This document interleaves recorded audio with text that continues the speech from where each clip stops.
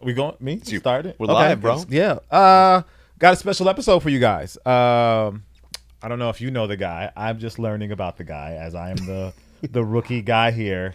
But It's a lot of I guys. definitely know about And that. a lot of guys in one room. He's the guy. He's the. From what I understand, he's the guy. From what you guys have told me, he's the guy. Yeah. From the internet not stalking. That's a bad word.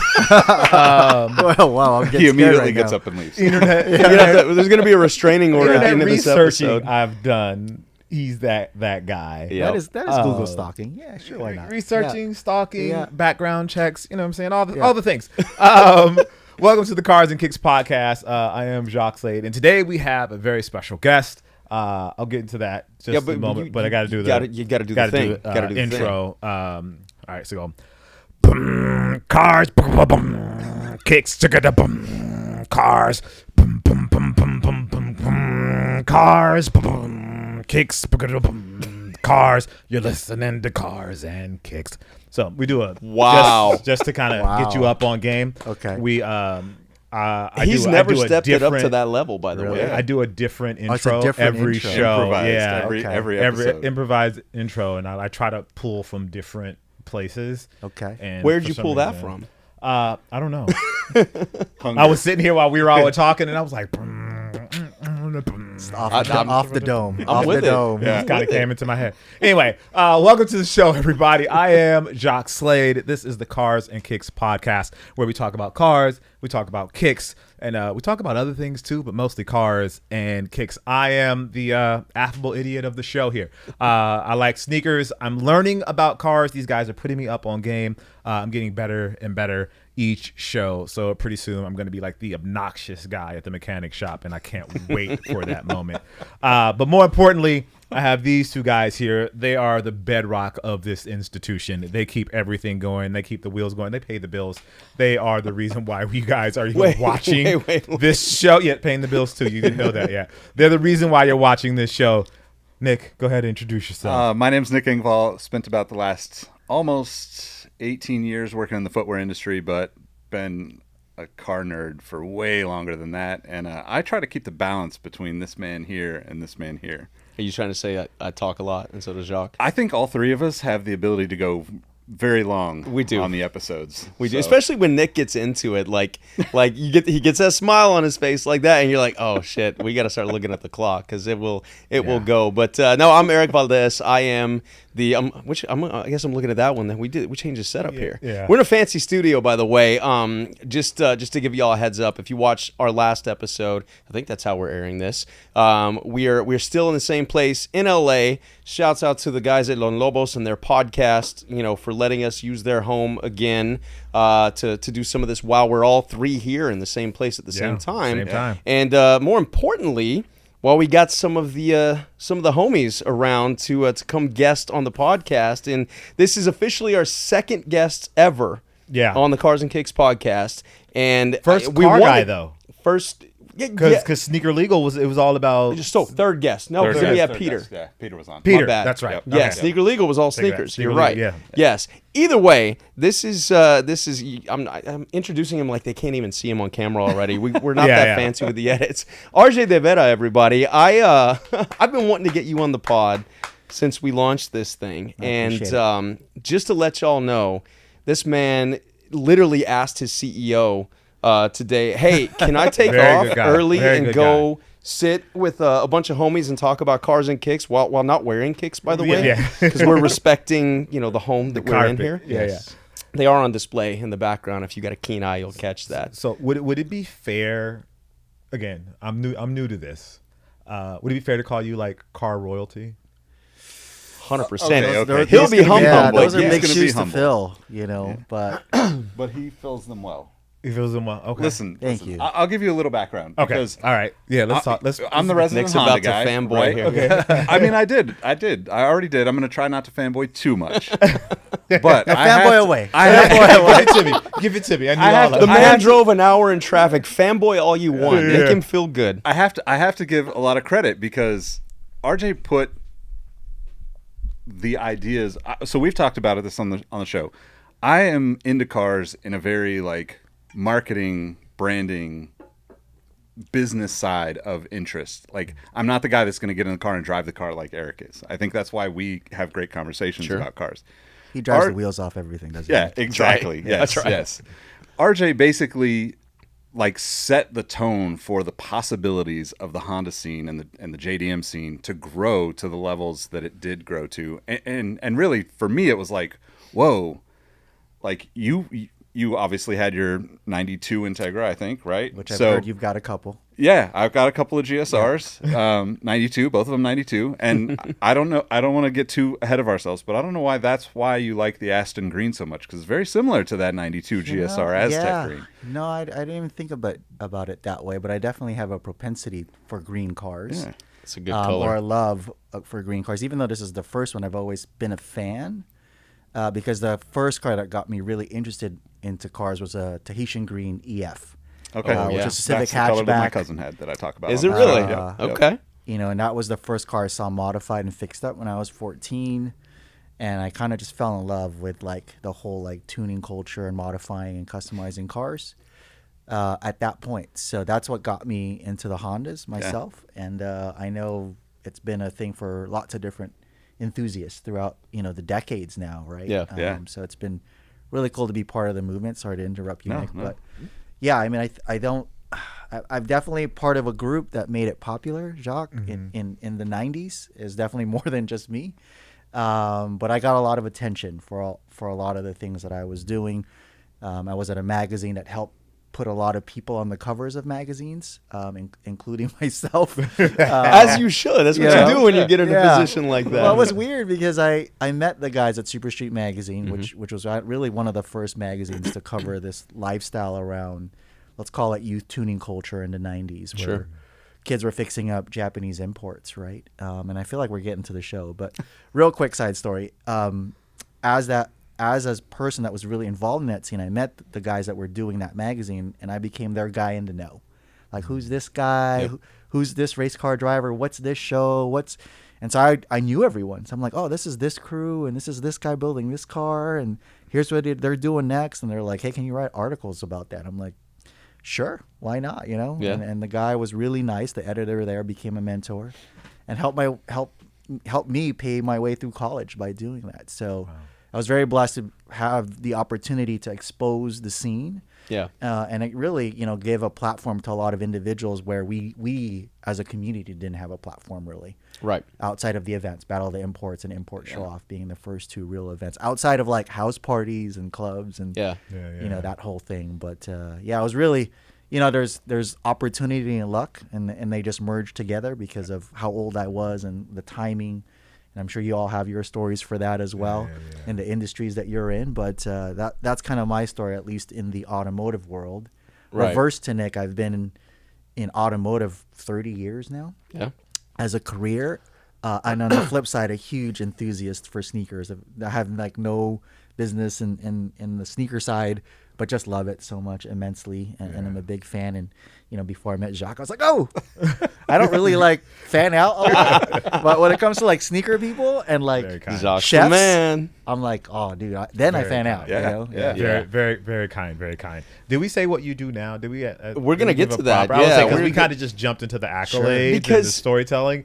But I want to make sure people recognize like who we have on. See, this is where I like to, because I come from the entertainment world, I like to do the dramatic build-up, right, and talk about the journey before we get to what he's doing now. Okay. And you know, you talked a bit about that already, but I guess you and I have known each other for, I don't know, the better part of a decade plus, at least, through the car world. Again, it's just like sneakers and cars. You just meet so many different people from so many different walks of life. The community aspect of it. I think that really brings us all together. But one of those that are watching that are big in the car world, you know, you don't really need an introduction. RJ's been at this, like you said, 30 years or whatever. One of the coolest things that kind of puts you on the map for everybody and really ramped up car culture. And for me, it was not just the car culture, but also really ramped up and kind of gave voice to a lot of minority, you know, groups and stuff, because that was who was driving that import scene. You know, not just Asians or Latinos or black kids or whatever. It was just like for the first time we were seeing this merger of this like melting pot of all these different ethnicities and backgrounds and stuff. And that was kind of one of the things that I don't know the whole story. You're going to tell us because we're going to put you on the spot. But with Fast and the Furious, the very first one, you had created enough, I guess street cred would be the loose term for it, for people to reach out to you. I guess it was what was his last name? Lieberman was the car guy on that, right? Yeah, there was 2 consultants, me and Craig. Right. Craig, I forget his background, but either way, he's not here, so we're not going to talk about Craig. He's a great guy, I'm sure. But no, RJ, you know, your kind of street cred brought you into this world that I work in of entertainment, and they wanted to do the Fast and the Furious right. At this point, this is the first one. It's a novel concept. They don't know if it's going to work or not. Right. So they're trying, you know, in Hollywood, a lot of the times we overdo things, or we try to tap into a culture and it goes real wrong in a bad way. And in a lot of ways, had they not gone that route and brought you on early on, who knows what if we would have had 10 or 20 films or however many we're going to get out of this whole franchise. Fast and Furious 100. Right? Yeah. But they brought you on as a consultant and then put you in the movie. And one of the 2 main seconds of fame there. That was amazing. Well, it was Danny. Danny Amato. That's what it was. I remember that. Playing the video game. Yes. Yeah, you had to laugh at him. But it was cool because for me, obviously, it was the cars and everything. I didn't know you at this point, but the cars. But then seeing the scenes of all these kids that that looked like I grew up in El Paso, Texas. I'm Latino. All these Latino kids and these Asian kids and these different ethnicities just getting together at these car gatherings and stuff. And it was, to me, that was the coolest thing about that first film. And you had a heavy hand in that, man. Yeah, I was very fortunate. It's funny, when I heard about the project, I was working at that magazine, Super Street. It's owned by a company called Peterson Publishing, and they had a division that did events. And they had bought an import drag racing series, which I then jumped on board to help produce and judge the car show. Craig was the race director, so that's how they found us. Okay. So the studio had found Craig first, and had met with him, had him read the script. The movie was called Redline initially. And so he signed on as a consultant, and then they asked him, do you know anyone that kind of grew up in this, in this like youth car scene, right? And he's like, I have someone that works for me. I think I was 23 at the time. And the culture was already, rapidly rising, because it's really, I'd say it really started to take off in the early and mid 90s, right? Which was the first import car show was in 95. I think Battle of the Imports was 91. Mm-hmm.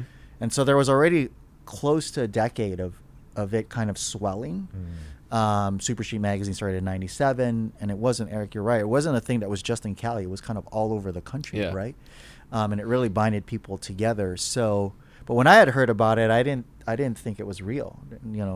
Craig called and said, hey, these guys want to meet you for this movie. I'm like, what movie? Like, Universal Studios are going to make this film. We just happened to have a car show, I think like a weekend or two later. They're like, well, have them come to the show. And so I met them, and I think one of my first questions was like, is this for real? And is it going straight to DVD? And they were like, no, we're serious. I'm like, let me get this straight. You're going to make a major motion picture with a bunch of import cars. Like, I don't believe you. Yeah. But yeah, if you're going to pay me, sure, I'll sign on. Right. So yeah, I was a consultant to help choose some of the cars for the different characters. And then, we started to cast, the cars. We didn't have all the cars. We didn't use all the cars that we wanted because the budget was so small in that first movie. Oh, that's but crazy. A couple cars became iconic because we didn't have the budget. Right. Like Vin's should have been in an NSX instead of an RX-7. Wow. But we couldn't afford the duplicates to crash them. To crash them. So there's a couple of them. Like my S2000 ended up in that film because of that. It was Johnny Tran, the villain of the movie, was supposed to be in like a full Hammond Z3 or Z4. Okay. But the kit was too expensive. The cars were too expensive. They're like, RJ, what about the Roadster you have? I'm like, oh yeah, let's do that. And then I helped choose get a lot of the parts, like call in a bunch of favors from friends. And then Paul became a good friend. So he's the one that really advocated to get me my little 2 seconds of fame, which I still get residuals for, which is not complaining. Which is why you do. Yeah. Shout out to residuals. Still helps. It pays for shoes every quarter. So. There you go. Exactly. There you I want to go. say that same. For the cars that came iconic from that, did you, when you saw the movie, Sure. did you know like oh, this is gonna pop for this car, or was it just like a thing that kind of the community kind of embraced it later on after the movie had settled a little bit? Was it like immediate? You could tell from the opening weekend that it was going to be nuts. When they screened it, it did so well that they ended up moving like the launch date from February to April or something, which is what it usually is now, right? Like April, May. Sure. Yeah. But I don't think anyone knew it was going to take off like it did. And opening weekend, I think we made the movie for like 35 million, and the opening weekend projection I think at the time was like 12 million, which was pretty crazy for like this film that didn't really have any super niche film, right? That was going to be a popcorn filler teeny bopper film, right? Yeah. Paul had just done Varsity Blues, Vin had done Pitch Black, Jordana was a soap star, like no one was really that big. But opening weekend we did $40 million, which is basically the movie, right? What we made the movie for. And so being one of the consultants, Universal had asked me to take basically every outlet to the street races because I wanted to see what it was based on, you know? Right.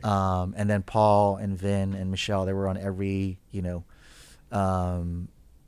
night TV show you can imagine. Leno, Letterman, the whole nine. So just from that, you can tell like, oh, this is going to be big. But a lot of the cars that were in the movie were already popular, like RX-7, Supra. The Eclipse was the weird one. And I don't remember why we ended up with an Eclipse. I think a lot of it was like, oh, those are cheap. we can start Paul in that because we're gonna blow one up. We're gonna jump a bunch of them. Like we're gonna F them up, right? So I think that's one of the reasons why we ended up with an Eclipse, because I think he was supposed to be in like a 3000 GT. VR4 or something like that. Yeah. I think it's funny. Like, I think in the script it was he would go from that to an Eclipse. And we're like, that's the wrong way progression. So we're like, let's start him off in Eclipse and then put him in a Supra. But see, that's the beauty of bringing on a consultant, right? That's one tiny little thing that could have run, not that it would have run the film, but the legitimacy of it, It changed. And saying that, like, they didn't listen to more than anything that they asked Craig and I. Really? Which probably to the benefit of the movie. So one of my favorite examples is I love this. The first drag race is 4 wide. And if you street raced at that time, you didn't run 4 wide, right, ever. There was no roads wide enough to run 4 you could wide. Run, in Ontario, you could run 4 wide, but you could, like, no one did it. So one of the questions was, hey RGM, could you guys street race 4 wide? Like, nah. I mean, you could, but nah. Yeah. They're like, but is it possible? I'm like, yeah, it's possible. But would you guys do it? Like, no. Like, no one's gonna do that. I'm like, but it's possible. So you're saying it's possible. So then they ended up doing it because of that, and so it was little things like that they would ask me or Craig and be like, that would never happen. Yeah. And then they were like, well, but is it possible? And so it was just like, like the laptop in the car, like, we tune cars with laptops on the dyno. Yeah. Right. Yeah. We're not running around on the street racing with laptops, open. Yeah. Yeah. Is it possible? I'm like, yeah, sure. You gotta love the creative world, man, especially in Hollywood, because it's, I mean, to their defense, like, everything has to be aspirational when you're creating this fictitious world and everything. If it's mundane, if it's normal, it's not always that exciting. So if you're gonna step it up a notch, and eventually we got to 37-speed transmissions by Fast and the Furious. Well, even 8. in number 1, there was that race felt like the infinite transmission. Like, how many years that car had? But they captured the essence really well, I think, Eric, to your point. Like, there were a lot of people in the industry that didn't give a shit about the movie when we were making it, and then had like 1,000 things to say after it came out. Because it wasn't.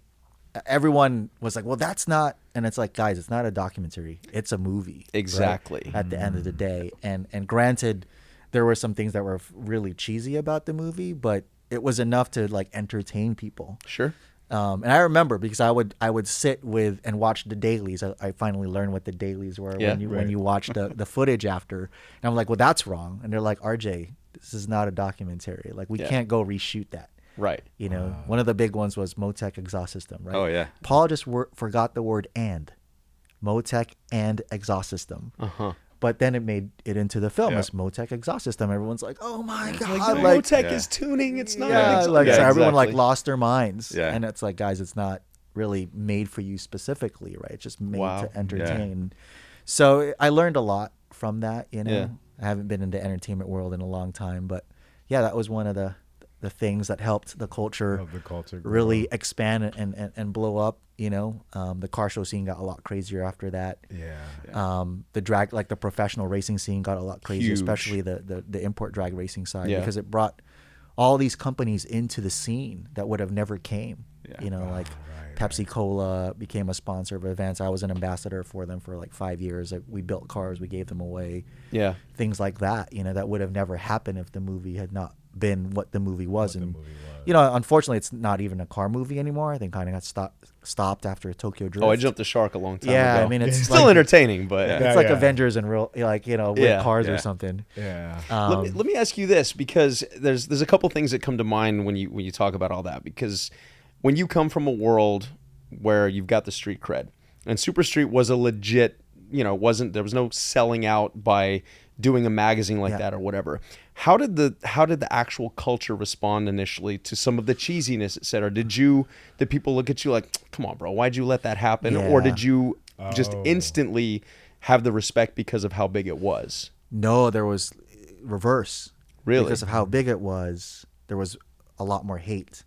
That's interesting. And it was funny, like, in that time in my life, I felt like, well, I must be doing something right, because people were hating, right? That's right. But no, definitely, because there were a lot of things in the movie, like my S3000 was black with ninja stars, and the guy that the character was Asian. So even in my head, I'm like, really? You put ninja stars on the guy, on the Asian guy's car, right? Yeah. That I painted the car before the movie even came out, and everyone's like, you're out of your mind, and I'm like, yeah, no, I wasn't vibing, you know, with that. And so, like, because of that, like the robots and the cars, which is not what the graphics that people put on at the time.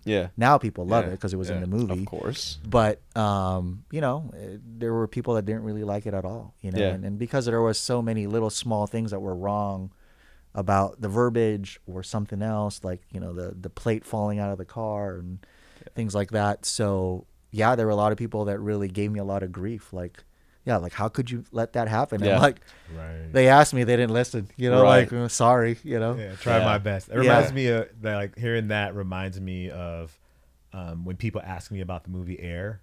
Oh, yeah. And they're just like, you saw Air, right? Yeah. And I'm like, yeah, I saw it. And I was like, oh, I didn't know it happened that way. And I was like, oh, I didn't either.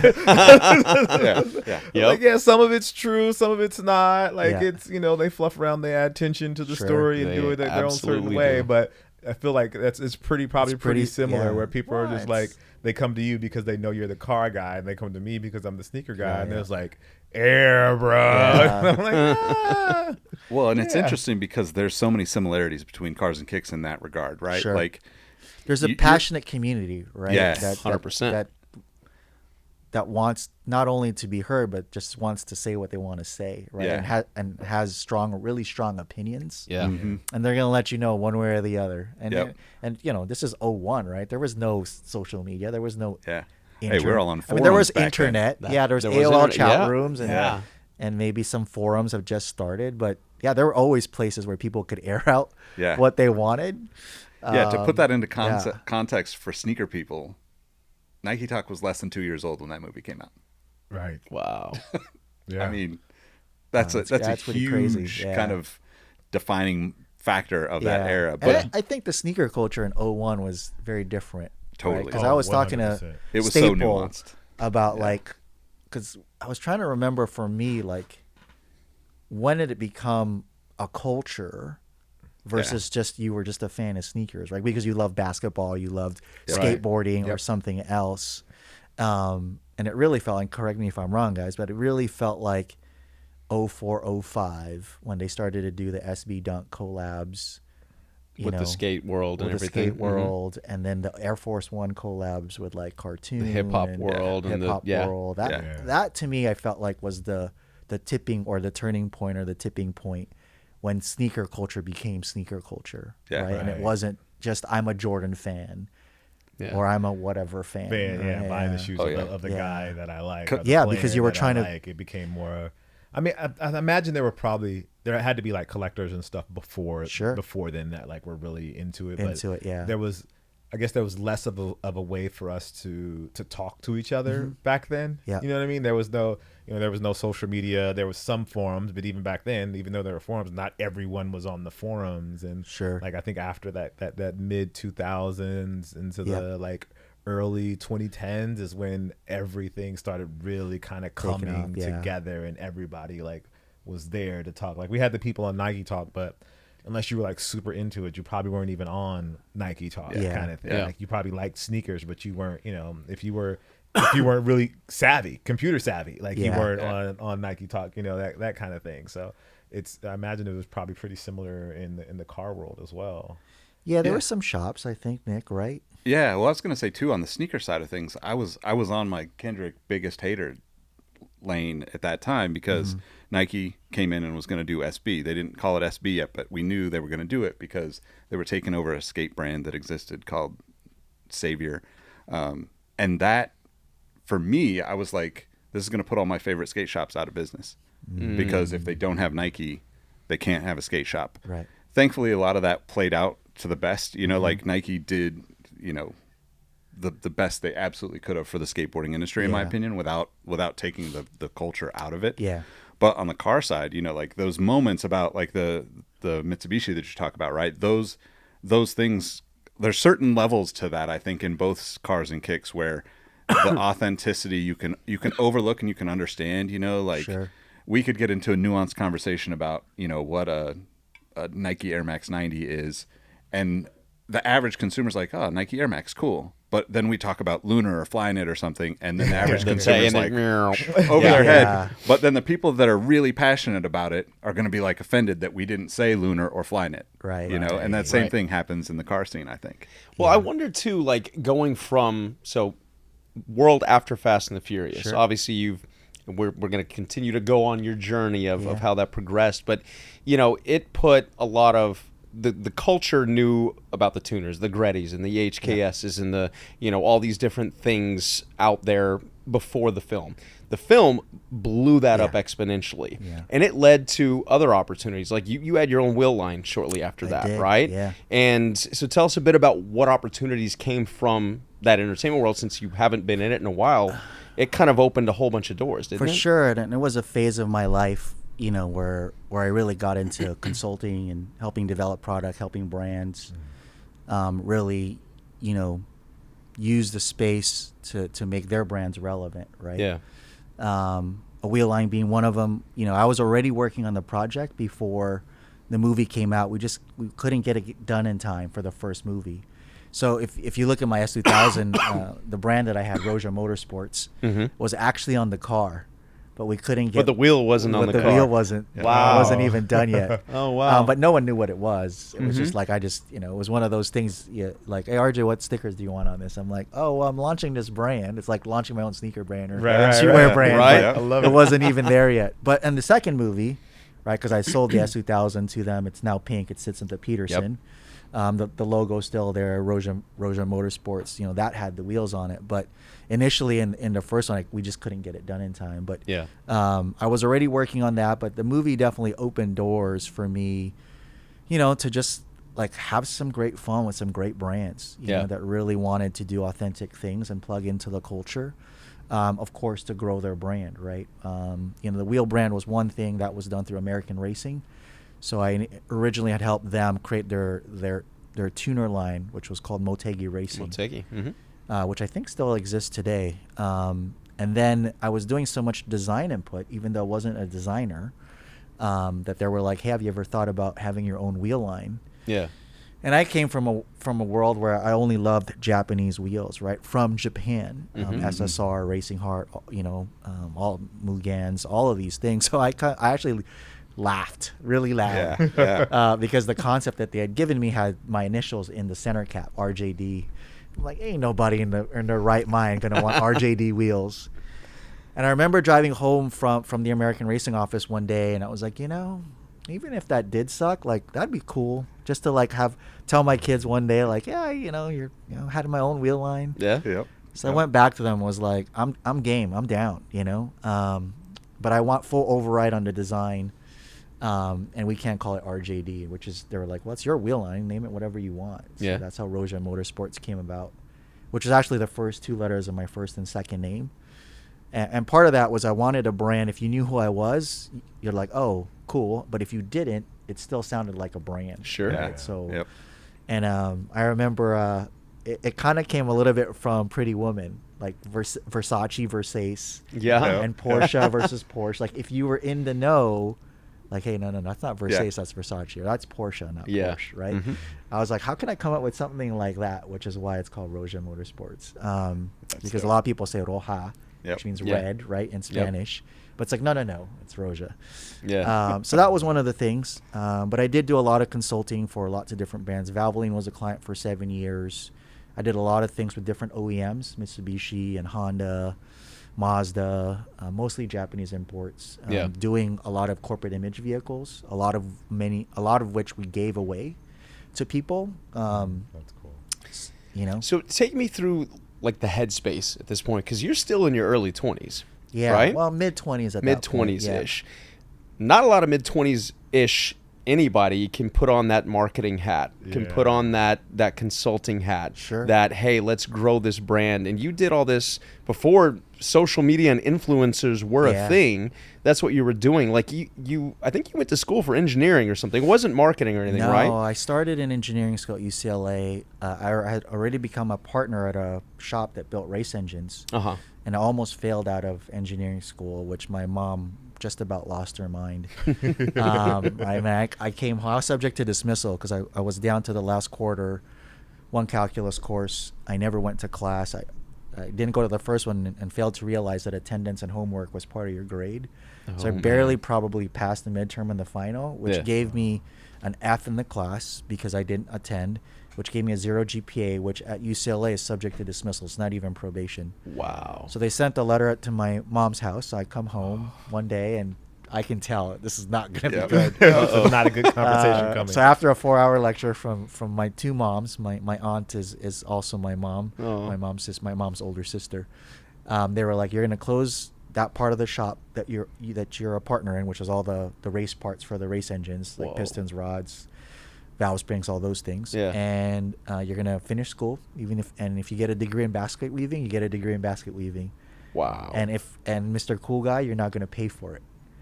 So on the flip side, engineering school was like, you have to sign this contract, or you're gonna take a full load this quarter. You have to get 3.0, and if you can do that, you can stay at UCLA, but you can't stay in engineering. So then I kind of did a bunch of things, but I was also a fan of marketing, and I used to take a lot of marketing classes outside of UCLA because they're more of a research-driven school, being a UC school. So I had to go to UCLA Extension or SMC, but I was always a fan of marketing. And so because I was part of the car scene early on, I just wanted people to get involved. So I started to help friends like sell sponsorship for their car show, or for my car crew. Like I learned, I started to learn this game of like, well, what do companies need to know, if they're going to sponsor you? Right? And that, that was 17, 18 years old. By the time I hit Fast and Furious, I was 23. So I'd already been doing it for a while of like, designing some ads for friends with like small little shops that sold like clear taillights. I worked at one of those shops. I mean, I got Honda to sponsor Import Show Off through their like optional equipment division. So I was at what age? This was the show off probably was like 20, 21. And you went to Honda, like legit corporate, and said, "Hey, I got a car show." Yeah, wow. I was really lucky. They had met me at a car show, and they were like, "Hey, what do you do?" And I'm like, "Oh, why don't you come meet my car club?" One of the guys came to my condo to attend like a car club meeting just to experience. That's amazing. Yeah, but I think the first time I met him, I was 17. I went to Honda, had 36 khakis, if you guys are from that era, folded over, and my bangs that were dyed. Super. So much. Amazing. Yeah. So and I remember being at the Honda like cafeteria, like just kind of yelling at the guy, like, you guys need to get involved. And, like Mugen used to be sold at dealerships. Why don't you sell it in dealerships now? Wow. And he just sat there really nicely and kind of shook his head. And, was really like, hey, I'd love to learn more. And he became a mentor too. And I remember him telling me later, he was in his head, he was like, oh, young Padawan, if only you knew corporate life, Yep. So, but it's great though that he was willing to be like, I understand what you're saying. Like he's able, it's almost like you have to find like the youth culture. There's so much energy there and so much perspective there that the older corporate generation doesn't necessarily have, and you almost need someone that can translate that energy into the corporate space, so that the people that are in the corporate space that are completely removed for that they understand it. Yep. So it's really dope that you had someone there that could do that translation for you and be like, you know what, I fucks with you, but let me, I'll do this. I got to go to your side and I got to come to this side. Let me get a better understanding so I can translate it to these guys. Yeah, I was really blessed that I started to have a radar for like meeting these brand people who had that exact philosophy. Mm-hmm. And a lot of my success in that life stage of mine, which was about 8 to 10 years of consulting, was finding people who could be your ally and collaborator. Yes. Sure. And of course, you were also looking out for them and making sure you were doing things so that they would shine, right? Right. It's not just a take thing.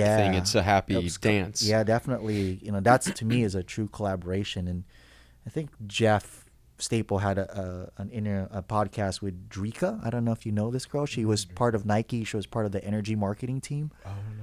We should know her. But she was there for a long time. She talked about the first collaborations and the white Nike Dunk thing that they did in Tokyo.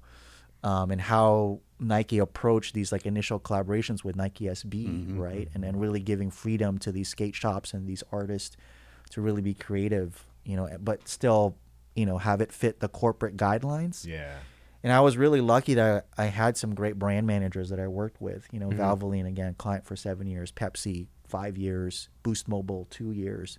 And a lot of it is I took these meetings with people and I just kind of knew from how they talked and what they wanted to do that there was a runway there. And it was just about creating great ideas that could fit their goals, and it's fun. Like every agency you meet with, they always ask you as a client, like, what's your goals?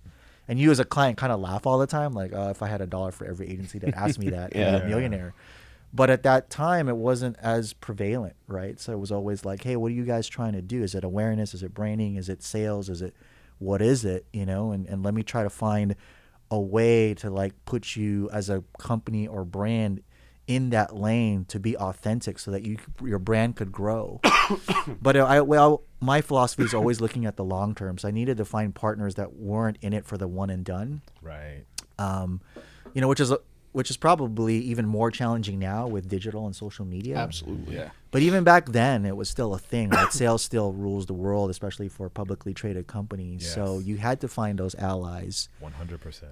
That kind of got the 3 to 5 year vision, and how do you make that happen? So, and after a while, the credibility and working on projects was really what helped me, kind of continue to evolve and progress and continue to have a career in consulting at the time, right? Because I did the deal with Pepsi. I linked them with Mitsubishi.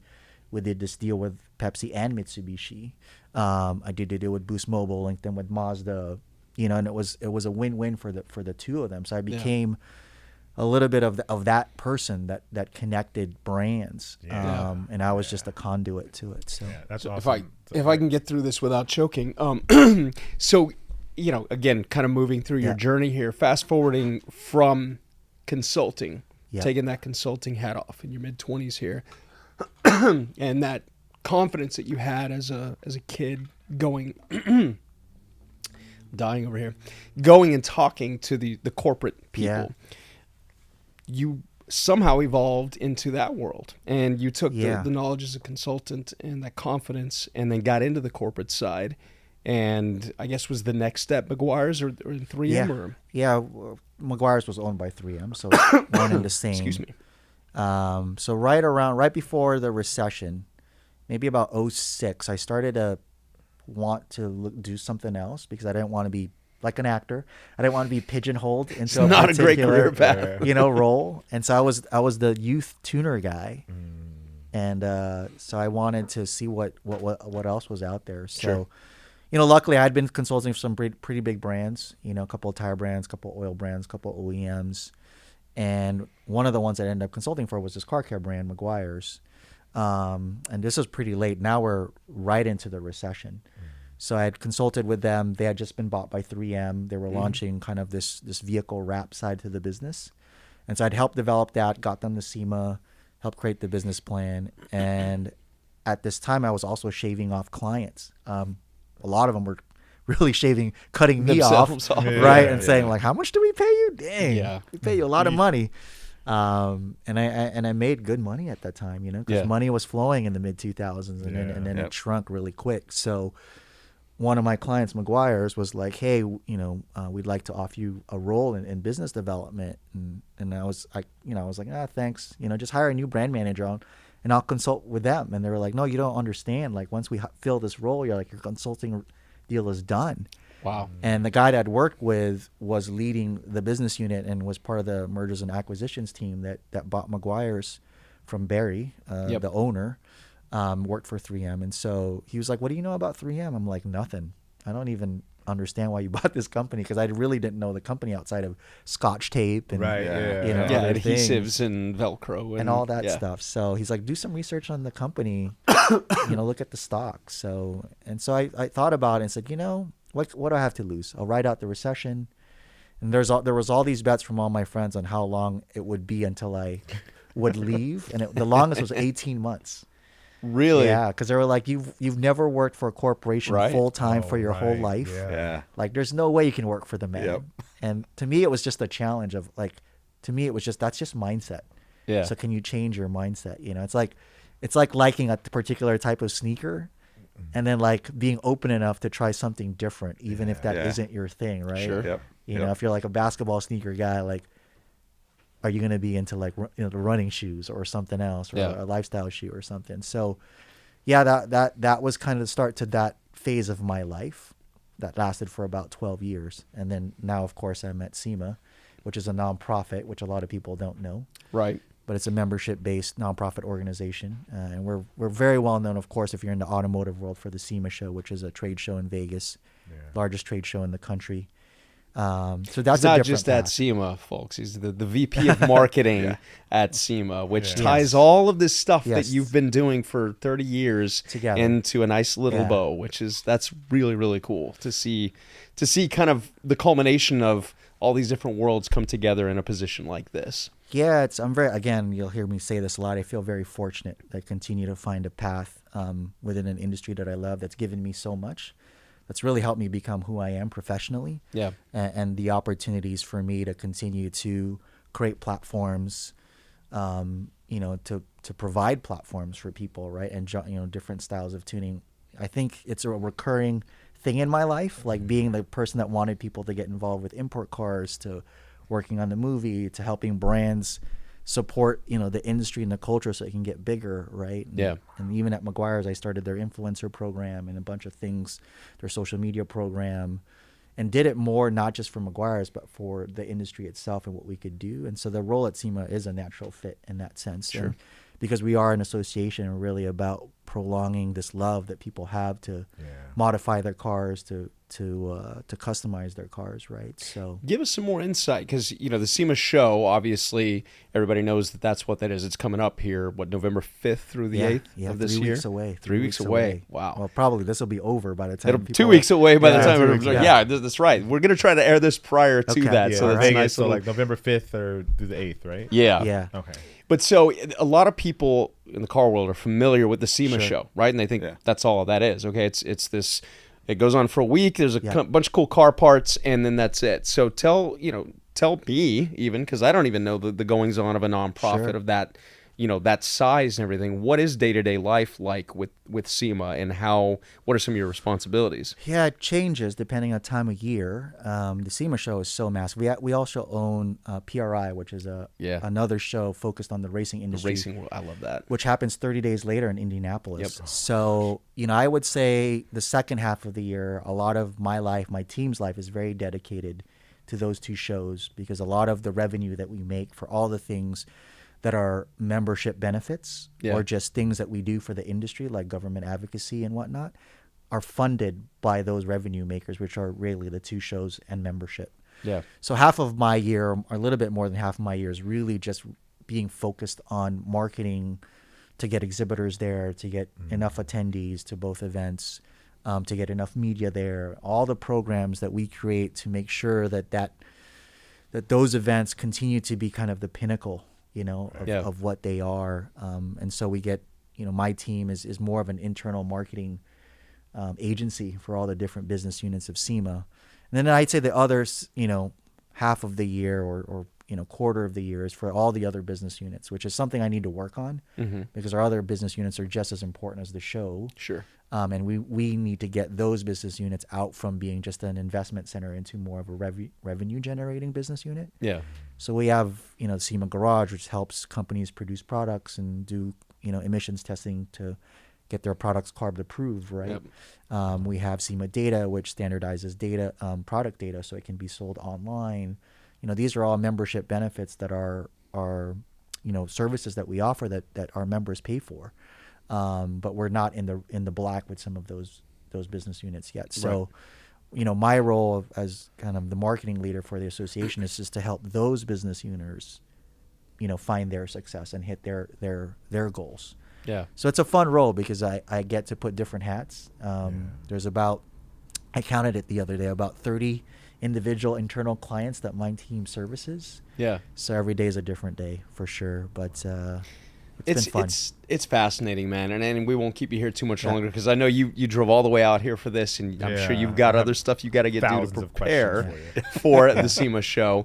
But we'll have to have you on again for sure. But it's just fascinating to me to see how your journey going from being this kid that was really into cars and all of that, and legitimately developing not just a job here and there out of it, but a full-on career arc. 30 plus years, I guess, at this point, doing all of this. And I guess before we wrap, obviously it's the Cars and Kicks. Part of the reason we know each other is Car World, but you're also big into sneakers. And I was like, wait, when are we going to talk about sneakers? Yeah, we can't leave yet. No. We can't leave yet. The time is just flying by. We definitely got to have you back on. Yeah. So, I think Jacques going to have to do a sneaker tour of the closet at some point. The closet and all those things. But I guess just to get into just a couple of last questions. Yeah. Let's do like the sneakers you wore in back Fast and Furious days versus the sneakers that you wear today. Are they the same? Are they different? So I'll start by saying the sneaker love kind of came together because I worked at Foot Locker. And I think for a lot of people, it's because they worked at the same job, right? And even though I was into cars, one of my first jobs in retail and just to make money was working for Merry-Go-Round Company, which owned Kenny Corporation. Kenny, which owned Going to the Game, which is where I first worked, hats, starter jackets, jerseys, and then I also got a job at Foot Locker. Wow. And so that really ignited, kind of the love for sneakers, even though I immigrated into the U.S. in the mid-'80s, fell in love with, football and basketball, Magic, Bird, Lakers, all day, but the shoe game I think was really, and I talked about this at the event the other day, was watching the dunk contest, Jordan, Dominique, Spud Webb, but Jordan jumping from the free throw line in the threes, which was such a different design for a sneaker. And I remember flights were a big thing, right? With who's the really tall guy from San Antonio, David Robinson, right? And Barkley was a flight guy, and but the Jordan 3 was like, so I think I couldn't afford those. Like my parents couldn't afford those. Like I was able to get like the flight lights and those things, and the Jordans were a different game. But I think Fast and Furious, I wasn't super. Well, no, 01, I was already going to Japan, and so fell in love with Bape, because hung out in Harajuku all the time. So I had a lot of like the Bapestas and the patent stuff because very early 2000s, right? Yeah, very much the vibe. And then really fell in love, of course, as like, I think the one shoe that really got me into, or the two sneakers, Tiff Dunks, which I think for anyone in that era, right, that was one of the the grails. And I remember buying it resale for like $350, which was crazy back then. And and Supreme and Supreme Blazers, like what? Which I wore to the event. So I still have my two black Supreme Blazers, white. I'm dying to find red ones that aren't like $3,000. Yeah. But I had those resold, and I still wear them. They're the ones that remind me of like how I really fell in love with sneakers, even before like the Jordan 3s and 4s. Yeah. Because I loved 3s and 4s because it was a dream, but I didn't own any of them. Right. The first things I really owned were like the Bapesters and stuff. And I loved it because I was always in Japan. You couldn't get them in the U.S. unless you went to Union and you went upstairs. If anyone knows, like you had to get invited upstairs. But when the stuff started to come out with Supreme Blazers and the Heinekens and the Californians and the De La Souls and all that stuff, that's when I really got into it. And I was a really big Air Force One fan. Yeah, so I loved the cartoons, the Fragment ones that launched at the time, the black ones. I befriended a guy that worked at Brooklyn Projects who knew Croatian Style, Andre from so I used to go to his house when he used to sell out of his house on eBay, and and that's how I learned more about sneaker culture, and really just was like going to Riff had just opened, Flight Club was kind of around, right, like kind of one of the main ones, and I would just go to the sneaker shops and dream. That's the way. Because I was wasting all my money on cars, so like the sneaker stuff was like, So, right. so I could take up all your time, but I feel like we got to give this end of the show to Nick, just because, like he has, such a. I mean, I have a million questions too, so I'm looking for forward to round 2. But you walked in with a pair of Jordan 3s on, so I'm curious, like what the SEMA team looks like. Are you the only guy there wearing sneakers, or there's definitely a couple people that are big sneakerheads. Someone on my team that was our email manager who now works in IT, super into her own style as well. She has a couple of really nice SBs. She's not the biggest Jordan fan. She has some New Balance stuff and some not Hoka, but on running. And no, not on running. There's another. Solomon? Yeah, Solomon. She's super super in Solomon right now. My digital marketing director is her kid is named Jordan.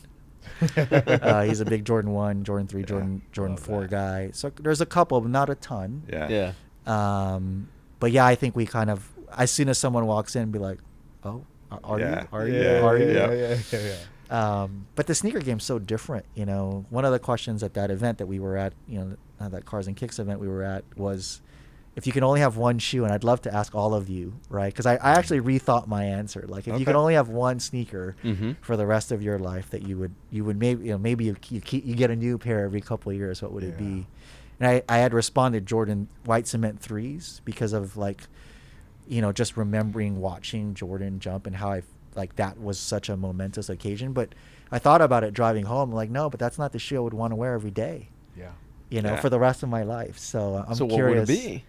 So part of this comes from Jacques, because I have loved Air Force Ones, like white Air Force Ones. Yeah. And he had done a video about the John Elliott ones. And he Yep. called them the most comfortable Air Force Ones ever. And I had missed the first drop of the John Elliott. So as soon as they came out again, because of Jacques' video, I was like, oh, I'm gonna get a pair, with the Lunar insole, because I didn't even know that insole was in there. So, like, when I was driving home that night, I was like, you know what? No, my pair that I would want, a fresh pair every time, would be just John Elliott Air Force Ones. Wow. So simple, right? Yeah. I mean, my answer to that is super simple as well. Yeah. So I'm born and raised here in LA. So for me, it would be Chuck Taylors. Oh, wow. Just like a pair of black and white Chuck Taylors. Like, I would rock those all day long. When I was young, it was like all the drug dealers and like people that they all wore Chuck Taylors. It was kind of like their thing. And when you're young, like the people with the flashy cars and all that stuff, you kind of look up to. So it was like them and Chuck Taylors. And then like, I wanted to be a musician back then. I wanted to be a rapper, and I was super into music, and I was into like the creative spaces, and like I would see like actors walking in the street and they would have on Chuck Taylors, or you'd see like a band on stage and they'd have on Chuck Taylors. Right. So like those shoes are kind of like in like the Twilight sense, I guess, like they imprinted on me as like, this is like the ultimate cool guy. Like, I've made it. I'm doing the thing that I love to do, shoot. And so like for me, it's always been Chuck Taylors. Oh, that's awesome. Nick? Well, so I got to say, a little full circle moment. I met with Brandon Edler earlier today, and he's wearing the all white Air Force Ones. Air Force Ones. Yeah. Wow. The John Elliott's, which just this Small whole world. thing. Yeah, Yeah, small it's world. crazy. But I'm gonna actually say the same thing as Jacques, but I'm gonna caveat that by saying, like the thing that I love about Chuck Taylor's beyond the cultural aspects of it that, growing up and seeing it everywhere is they fit into every culture, right? That's why I love it. Yeah. Because Yeah. Paul wore him in the movie, Yep. like it's like you can find anything. Like my stepdad wore him, and I never wanted them because I was like, I don't want to old man shoes, Right. no way. Now I still say no old man shoes because I need insoles in those Chuck Taylors. Yeah. But I'll still say, I think we all do. black Yeah, Chuck yeah. Taylors. But I also think like the really close second Version is, 2s, is version like 2 Chucks. What yeah. were those called with the Oh, lunar sole? Oh, with Yeah, the, they had, like, like, soft foam, foam yeah. sole. Yeah. Yeah. Lunar insole. Yeah, Yeah. they never people were They didn't hit. Yeah. Those they didn't hit, but they were like going on clearance. People were buying those and taking out the insoles Yeah, and and putting putting them it into in their others. regular. I do that now. Yeah. I do too. Yeah, but the close second is definitely the white cement or the black cement threes for me. Okay. It's like Yeah. if I was on stage with you, I probably would have said black cement threes, and I would Okay. just Yeah. thought the same thoughts going, oh, Yeah. well, that's not really the right answer. I'm too Yeah. old for that. See, for me, the key word is just one pair, right? Because my favorite silhouette of sneaker ever is Jordan 1. That was my first pair of Jordans ever was Jordan 4. Okay. Again, kind of like you, we shopped at Payless when I was a kid. Yeah, Like I yeah, couldn't same afford here. Jordans and Yeah, everything. yeah, but same here. All of us here. Yeah. that was like the first time my dad was doing okay, Right. and I had also just grown into like a size 6 or whatever it was because they didn't make anything smaller so than you that. had to have the size 6. Right. Yeah. So my first pair was I guess I don't remember what it was called back then, but I used to call them Carolina, but they're not. The varsity blue and gray and white Military Jordan 4s, blue. military blue. Yep. Yeah. And those have always been an iconic thing for me. But the ones, just the silhouette of the Jordan 1s to me is just, it just does it. Yeah. Now, the reason that's not my number one sneaker is because there's so sucks many to wear all day. colorways. Yeah, they're not that comfortable. Yeah. But there's so many colorways, it'd be hard to narrow it down. Yeah. So it's going to sound, like we're just saying the same Yeah. thing, but for me, it'd be Chuck Taylor's as well. well, wow. Black Chucks with white laces would just, that's like, That is you icon, can wear it though. with everything, It's know? such That a, is it's such a icon, good though. shoe. Like you see them on red carpets. Yeah. Yeah. You see construction workers. You see, Yeah. you see everybody, literally everybody Yeah. rocking them. And back, it had such an impression on me. It's like as a kid. Yeah. T37 wheel. It right? is. Yeah, It's T37 exactly that. We were just everything. talking about- Yeah. Yep. It's like Yep. Chuck Taylor everything, everything, right? yeah. We need to make Yeah. T-shirts that say that. We're unfortunately gonna have to wrap up here in just a second, but Yeah. I do want to. We were talking. You said the panel that you were on, just to let everybody know, it was at that Cars and Kicks event that we were at the other day, and yeah, you were one of the guests talking about that, and that's how the sneaker conversation favorite pair came up. But I want to go a completely different direction here and just give a super shout out to your mom. Oh, yeah. Yes. Your mom was at Yes. this event and is the most adorable, beautiful human I've seen. She reminds me a lot of my parents. Okay. Because all the stuff that I've done over the years, they're always there. Right. They were supporting everything that I've ever done. I'm trying not to get emotional because I lost my dad earlier this year, but he was my biggest fan. Yeah. And to see your mom show up, and she told us, we had a conversation with her, and just to tell her that she's so proud of your son. My son, I asked him, you're going to be speaking? Where are you? Okay. And I ran out of the house and blah. And just her passion as a parent to still support you all these years, man, it got me, obviously, and so I just had to end the show on a very heartfelt moment there. But shouts out to your mom. Yeah, it was you, great Mom. getting to meet her. Turbo Mom. It was top notch. It was top notch moment for the night. Like she was so enamored with everything that you done and showed so much pride with what she's my you've biggest done. fan for sure. And She's just, beautiful. She's like It was I beautiful. love. It's just she was like I love my son. Yeah.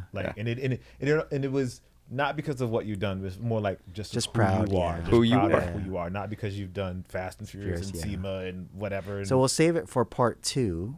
But Mom was pretty involved in the industry for a little while.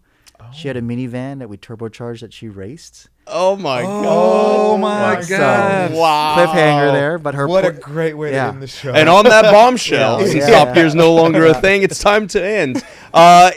Dude, thank you seriously for Thanks for making having time me. out of your Awesome. day, Appreciate you driving guys. down here, and just being a part of this. We've been excited to have you on since day one, and I'm glad we were able to make it. I'm sorry there's tears at the end of the show, but again, I want to thank the guys here at Lone Lobos for letting us use their space for this episode as well. And again, just I'll let y'all close out with where you can find us, things and everything, and we'll wrap. Yeah, carsxkicks.com, and you can find links to everything. Cars X Kick Show on Instagram. Also, where can we find you, RJ? Yeah. I'm only really on Instagram these days. All right. Same, bro. I'm trying to get away from social media. I know that's crazy, but it's just so overwhelming. But I'm at RJ_DeVera. That's really the only platform that I check and post on. I mean, it feeds to Facebook, but I'm never on there. Cool. Cool. Got you. With that Awesome, said, man. we'll see you guys next time. Peace. Peace.